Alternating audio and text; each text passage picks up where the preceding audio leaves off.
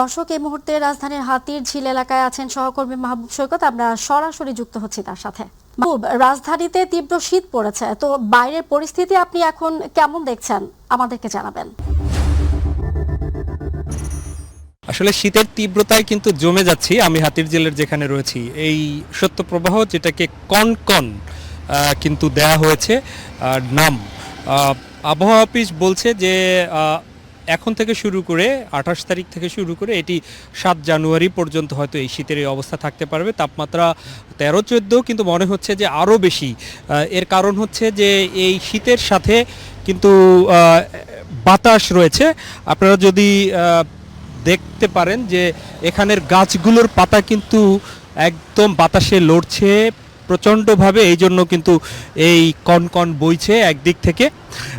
রাজধানীতে এমন শীত অথবা শীত অনুভব, শীতের সময়ের এই অনুভূতি এবং অনুভবটা যে সর্বশেষ কবে দেখা গেছে এটি কিন্তু বলা মুশকিল। এবার কিন্তু রাজধানীবাসী সেই শীত একদিক থেকে অনুভব করতে পারছে, যারা যেভাবে হোক শীতটাকে উপভোগ করছে। কিন্তু যারা ছিন্নমূল মানুষ রয়েছেন সেই ছিন্নমূল মানুষদের কিন্তু একদিক থেকে কষ্ট। ছিন্নমূল মানুষের যে কষ্ট, সেই ছিন্নমূল মানুষটা কিন্তু পথের পাশে যারা থাকে তারা কিন্তু কষ্টে রয়েছে। আমরা এখন যদিও নির্বাচনের ডামাডোল, নির্বাচনী যুদ্ধ চলছে, কিন্তু সেই রাজধানীবাসীর ছিন্নমূল মানুষদের কিন্তু তেমনটা, ছিন্নমূল মানুষদের জন্য যে শীতের কম্বল বিতরণ কিংবা পোশাক বিতরণ সেটি কিন্তু আমরা খুব একটা বড় পরিসরে দেখিনি। আরেকটি বিষয় কিন্তু আপনার মাধ্যমে দর্শকদের জানাচ্ছি, তা হচ্ছে যে এই তীব্র কনকনে শীতের মধ্যেও কিন্তু শাহবাগে ইনকলাব মঞ্চের শহীদ ওসমান হাদির হত্যাকারীদের যে গ্রেফতারের দাবিতে আন্দোলন, সেই আন্দোলন কিন্তু চলমান রয়েছে। সেটি কিন্তু তারা এখনও বিক্ষোভে সেখানে একদম উত্তাল।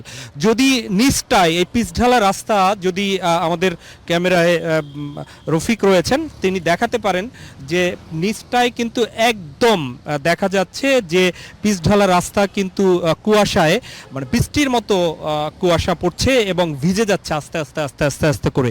সুতরাং এই যে যেটি বলছিলাম যে নগরবাসী যারা গাড়ি ঘোড়ায় চলাচল করে কিংবা ভবনে, বহুতল ভবনে থাকছে কিংবা শীত বস্ত্র যারা পরিধান করে আছে তারা তো শীতটাকে হয়তো অনুভব করতে পারছে, কিন্তু যারা ছিন্নমূল রয়েছে, পথে থাকে, পথে বাস করে, এমন রাজধানীতে অসংখ্য লোক রয়েছে যারা সারাদিন খাটে, গতর খাটে, এরপরে কিন্তু রাস্তার পাশে একটু কাপড় বিছিয়ে তারা শুয়ে পড়ে, এরকম অসংখ্য রয়েছে।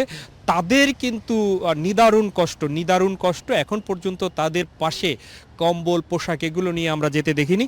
তো সব কিছু মিলে সতর্ক থাকতে বলেছেন বিশেষজ্ঞরা, বিশেষ করে প্রবীণ এবং বয়োবৃদ্ধ যারা রয়েছেন তাদের প্রতি আলাদা যত্ন নেওয়ার কথা বলেছেন বিশেষজ্ঞরা, এবং সেই যত্ন নিতেই হবে। আরেকটা হচ্ছে এই শীতের এই সময় যেহেতু আবহাওয়া ধুলাবালি মারাত্মক রূপ ধারণ করে ঢাকার আকাশ, সুতরাং সব কিছু মিলে মাস্ক পরিধান করে কিন্তু চলাচলের ব্যাপারে বিশেষজ্ঞরা বলছেন।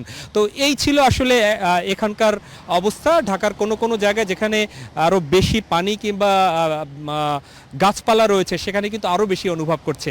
তো এই ছিল অবস্থা, আমরা পরবর্তীতে আরও জানিয়ে দিব। মাহবুব, আপনাকে ধন্যবাদ। দর্শক, রাজধানীর হাতিরঝিল থেকে শীতের তীব্রতা সম্পর্কে আমাদের সর্বশেষ খবর জানাচ্ছিলেন সহকর্মী মাহবুব সৈকত।